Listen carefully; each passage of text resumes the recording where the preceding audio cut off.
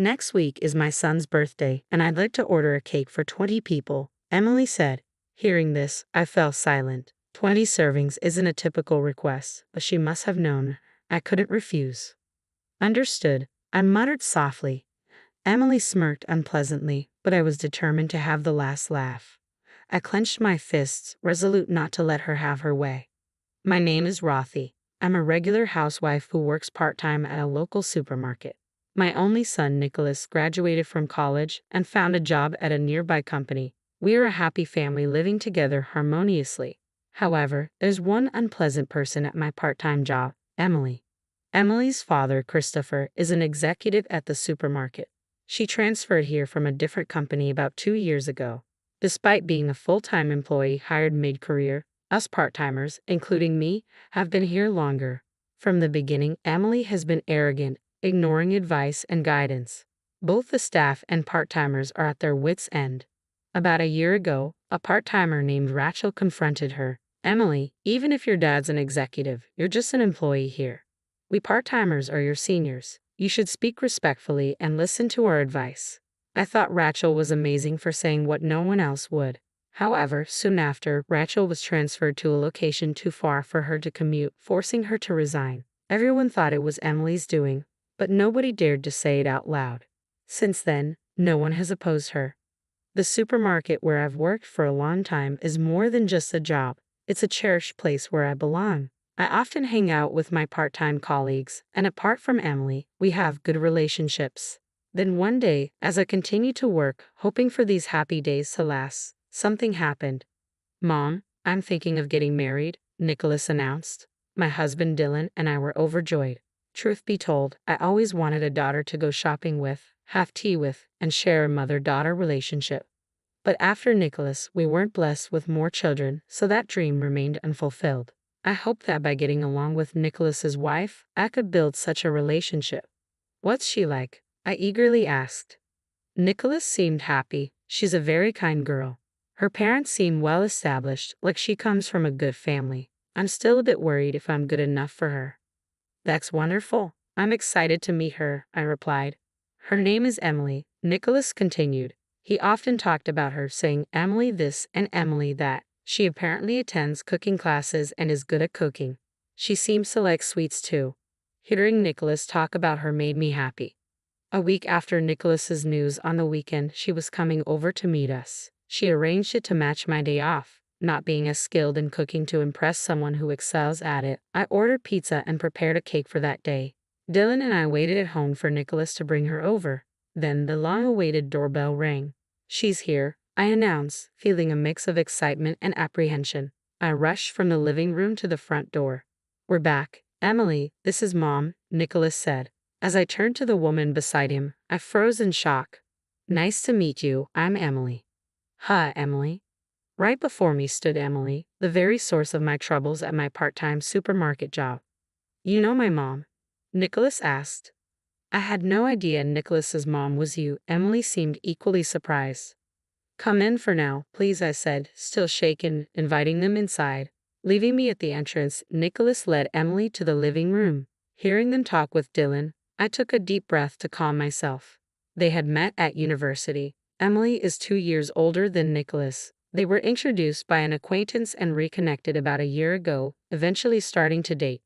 I was surprised to learn your part-time job was at my workplace. You said you were in administration, so I thought you worked at a law office near the supermarket, Nicholas said, laughing nonchalantly, unaware of where his girlfriend worked. Indeed, Emily had graduated from law school and used to work at a law firm. Nicholas must have assumed she continued working at a law office and never asked explicitly. We chatted around the pizza, the conversation mingling with the unexpected reality of our new connection. I could only force a smile, unable to accept the reality and wishing it was just a dream. I'm truly surprised to think you're Rothy's son. I've been under your mom's care at work, Emily said, feigning innocence as if she treated us part-timers as anything but slaves. That's not true. I'm sure everyone's grateful for someone like you. Mom always says she enjoys her job and that there are nice people at the supermarket, Nicholas said. That's nice to hear, I replied, though I never intended to include Emily in that group of good people. Naturally, I couldn't say such a thing. so I stood up. I'll go prepare the dessert. Emily, would you like coffee or tea? I wanted to be alone, my heart racing. I needed to calm down quickly. I'll help, Emily, she said suddenly, standing up, an unusual gesture from her considering our part-time job. It's okay, you're a guest. Please sit down, I insisted, but Emily walked to the kitchen. Dylan and Nicholas watched with smiles, so I sighed quietly. However, Emily didn't miss a beat. It's really surprising to think you'll be my mother-in-law. Yes, that's right. It will be easier to get along. Looking forward to it. What does she mean by that? I had a bad feeling about those words, but I tried to keep her smile was a sneer, always displaying contempt towards me at work. Just so you know, don't say anything unnecessary to Nicholas. Her words wiped the smile from my face. Emily knew. She knew she was disliked by us part-timers simply because I happened to be Nicholas's mom. She must have been planning to do whatever she wanted, using Christopher and Nicholas as shields. I turned pale, frightened by her, fearing she would destroy our happy days. Emily eventually left the kitchen without helping. That must have been her purpose for coming here. What about the preparation? Nicholas's voice interrupted. Emily replied curtly. I returned cheerily, not wanting to be in the way, so I came back. I told Nicholas, won't you reconsider the marriage? But my words would undoubtedly make my son dislike me. Don't interfere with Nicholas's marriage, even Dylan scolded me. So I just watched the two of them. Still, they seemed to have a good marriage, and Nicholas looked happy. A month after the marriage, I found out Emily was pregnant. Although it was complicated, I was also happy. Nicholas and Emily built a house next to ours, a separate household from Nicholas's. Dylan told me you should be a little more considerate, but knowing Emily's true nature, I wanted to avoid her. Still, I loved my grandson. His name was Ethan, a lively boy I rarely saw, but I looked forward to hearing his healthy cries. However, about 6 months after he was born, there was a day when his crying could be heard all day long. I finally rang the neighbor's doorbell. What is it? I said. Hello. Probably because I was the one who called out. Emily, who seemed to have been asleep, came to the door. Knowing it was me, I was worried because Aiken had been crying nonstop. Is everything okay? I simply stated the reason, but Emily looked annoyed. Are you saying I'm neglecting Ethan? She retorted sharply. No, that's not what I'm saying. I was just worried. If you're tired, I can wash him or help in any way, I hastily offered. But Emily didn't seem to hear. Dealing with modern kids is difficult, she muttered dismissively. In the end, I was turned away, and Ethan kept crying. A few days later, Emily came to our house with Ethan in her arms. Rothy, could you watch Ethan for a bit? She asked unexpectedly. Yes, of course, I replied, surprised by the sudden change in attitude. What's this about? I tried to understand the situation, but Emily left Ethan and his things at our house and departed.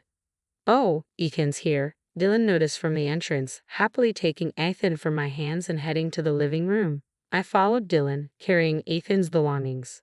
Since then, Emily started leaving Ethan with us frequently from morning till night. It was like running a daycare alongside my part-time job. Emily was on parental. I did agree to watch him, but there's a limit.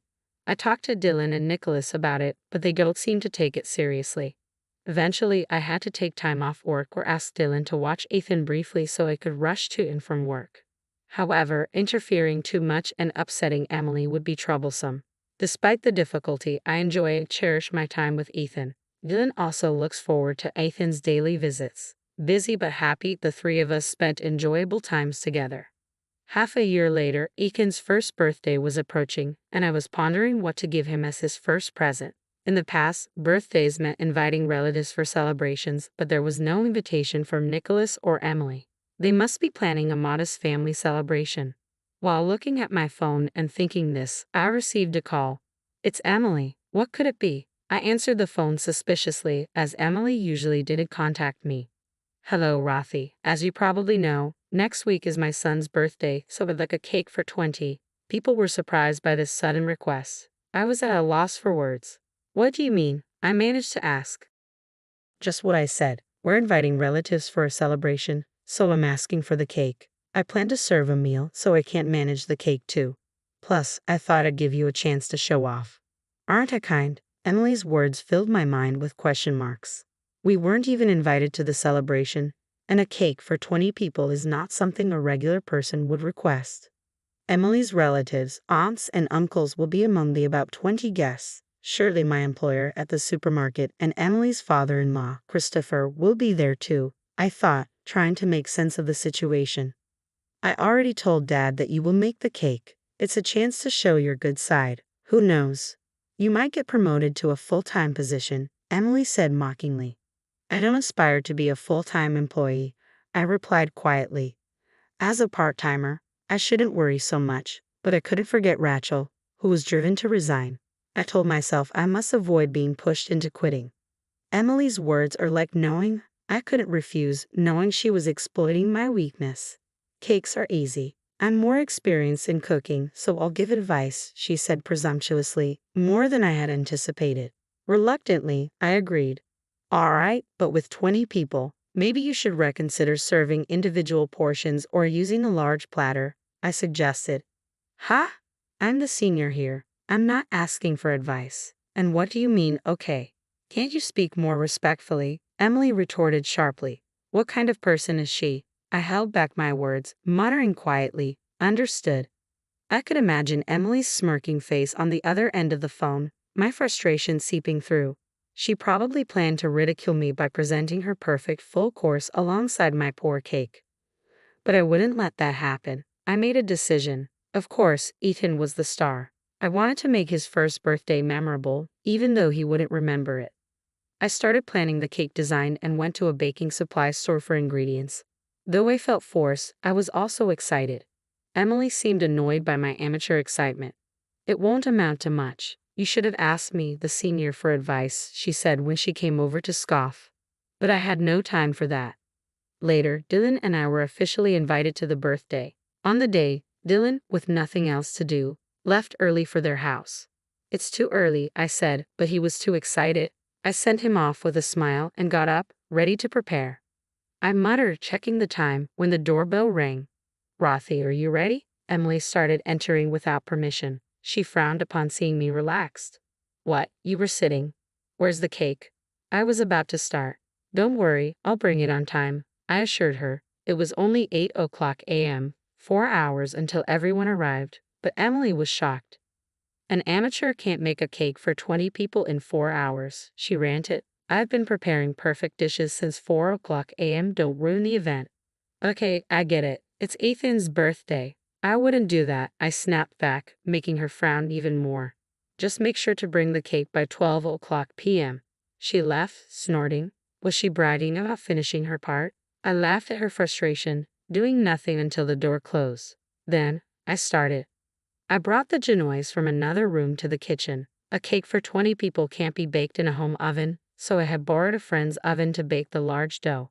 I decorated it with prepared cream and fruits, made Ethan's favorite carbs from cookie dough, and by 11:00 a.m., I was satisfied with the finished cake. I hurriedly finished and called Nicholas to safely transport the cake. I left it in a cool place and headed to the room where everyone was gathering, the largest room in Nicholas's house. They planned to eventually build a wall here to divide the room and turn it into a children's room. It was a good opportunity for such an event, as we hadn't celebrated the new house with relatives before. Ethan, unsettled by the crowd, was crying with Nicholas holding him. Everyone smiled at little Ethan's discomfort. Then Emily, with her mother-in-law Olivia's help, proudly brought in her dishes. Here's the appetizer assortment, she announced, placing small plates in front of each guest. The presentation was indeed beautiful and well-crafted. However, by the time she finished serving everyone, the first plates needed clearing. Ethan was still crying, and Emily and Olivia were busy. I stood to help, but Christopher said, "You should sit, Rothy. We're supposed to be the guests." Indeed, I agreed and sat back down, but the situation looked tough. I took Ethan from Nicholas and suggested he help Emily. As soon as I held Ethan, he became happy and started laughing. Everyone was charmed by this, but Emily looked displeased. She couldn't treat me like a pawn anymore, especially after hearing Christopher's earlier words. Christopher had been attentive, asking me about my job and Emily. I couldn't tell him everything, but our conversation brought up Rachel, who had been forced to resign. Did he really do that?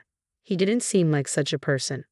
The dishes, served at intervals of 10 minutes each, were somehow completed.